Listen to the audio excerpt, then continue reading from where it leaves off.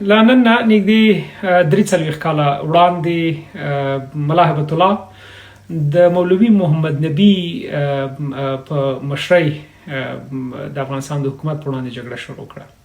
د کارمل وخت او شعار دا و چې په افغانستان کې روسان موجود دي او اسلام ته خطر دی او باید جهاد وشي. په دغه جګړه کې د اوسنیو طالبانو ګڼو مشرانو برخه اخیستې وه. د ملا عمر په ګډون ملا حسن اخوند چې دا اوس د طالبانو د رئیس الوزرا دی او دې ته ورته نور یا که په لویه کې د طالبانو اوسنۍ ډله وګورو نو دا له مجاهدینو جوړه شوې یوه ډله ده. له هغو مجاهدینو چې په هغه وخت کې د کارمل او ډاکټر نجیب او حفیظ الله امین د دوی په وړاندې جګړه کوله. مګر 43 یا 44 کال وروسته محبوب الله له روسیې سره بېرته یو تړون کوي. هماغه وسلې، هماغه وسایط، هماغه ټانکونه، هماغه زریپوشونه او هماغه هوایي دفاع او البتکې او هلیکوپټرې چې دوی ویجاړې کړې وې او ویلي وو چې دا د کفري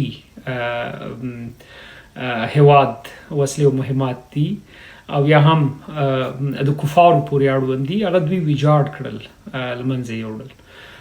او اوس هم په افغانستان کې تاسې وګورئ، تاسې خامخا لیدلي دي چې څومره ویجاړې تیارې، څومره ویجاړ وسایط او ټانکونه موجود دي، هوایي دفاع سیستم، زموږ توپخانه، دا ټول ویجاړ شوي وو. او علت یې دا و چې دوی ویل دا د روسانو دي او روسان کفار دي او په افغانستان کې اسلام ته خطر دی.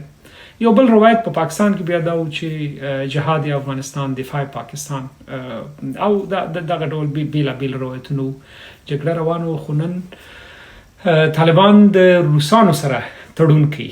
هماغه وسلې، هماغه مهمات، هماغه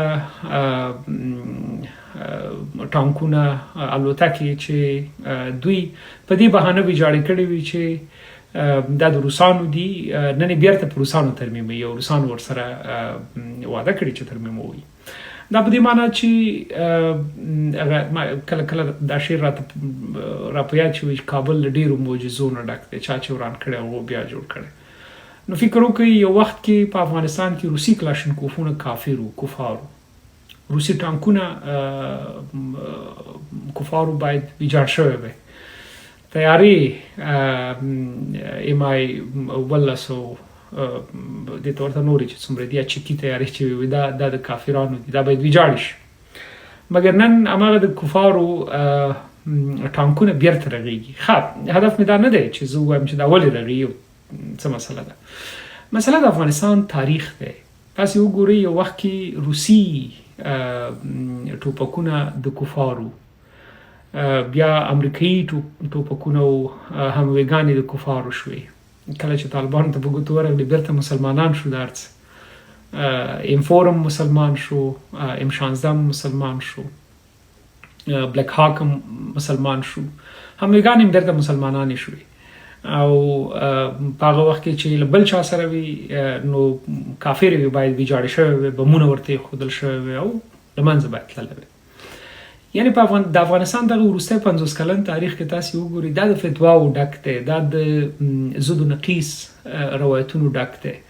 کله روسیه دوست هیواد شي، کله روسیه مخالف شي، کافر شي، کله امریکا دوست هیواد شي. هغه وخت کې چې په جهاد کې د دوی سره کومک او مرسته کوله، نو خبره دا وه چې تاسې ګڼې ویډیوګانې لیدلي، زه کله کله مولوي خالص خبرې هم پکې دي او د ګڼو نورو جهادي مشرانو خبرې هم پکې دي چې دوی د امریکا له ولسمشر سره دلته په واشنګټن کې ګوري.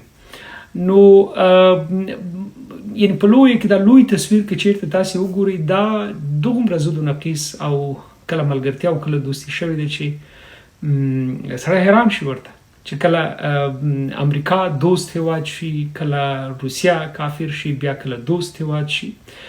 یعنې دا روایتونه همداسې یو په بل پسې بدل شوي دي او دغومره په دې دغومره بدلون کې تر ټولو لوی تاوان بیا افغانستان کړی دی. هغه وسلې، هغه مهمات، هغه وسایط چې راغلي وو، هغه ټول په همدغه روایتونو باندې ویجاړ شو. نن به بیا د روسانو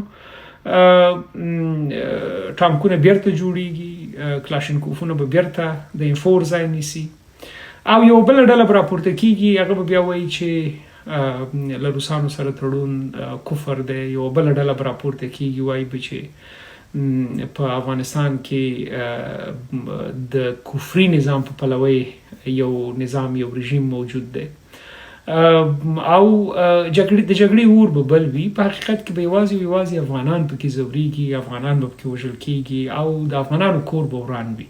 نور به روایتونه دي، کله به د مجاهد په شکل یو روایت وړاندې کېږي، کله به د طالب په شکل یو روایت وړاندې کېږي، کله به د خلقي و پرچمي په شکل یو روایت وړاندې کېږي، کله به د جمهوریتي په شکل یو روایت وړاندې کېږي. خو جنجال به یوازې د افغانستان خاورې ته وي، د افغانستان خلکو ته به وي، او دا به 5-6 نسل وي چې راپورته کېږي به، او یوازې په جګړه کې به ماشوم پیدا کېږي، لویېږي به، په جګړه کې به مړ کېږي.